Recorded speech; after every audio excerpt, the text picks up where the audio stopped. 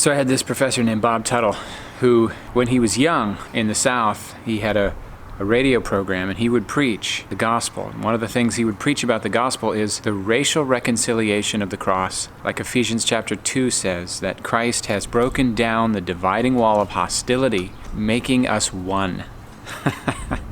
So there's no longer an us and a them if you're in Christ. It's only we. So he would preach this, that it's sin. It is sin and wickedness to treat people of color as though they are less than you.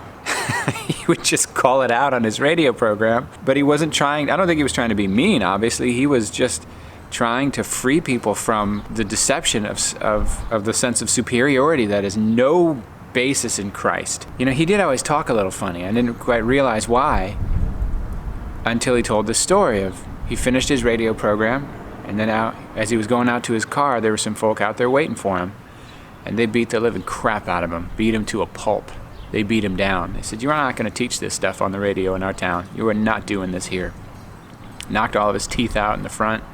He had to have stuff replaced, and he never talked the same after that. He didn't seem to have any regrets, however. But I've been thinking about that with all that's been going on in our country, that as long as we keep thinking us and them, right?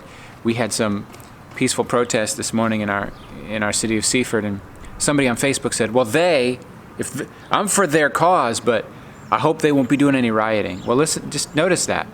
I'm for their cause. It's their cause? Isn't it our cause? Because until it's our cause, the problem exists. Do you understand what I'm saying? Every time this happens to a George Floyd or to anyone else, or an Ahmaud Arbery or anyone, if we don't feel like it's happening to us, we're already the problem. The gospel gets rid of the us and the them, and it makes some pretty awesome new people called we, that are equal in Christ and totally loved. Everyone's humbled and valued before the cross of Jesus. Be love. Go be love.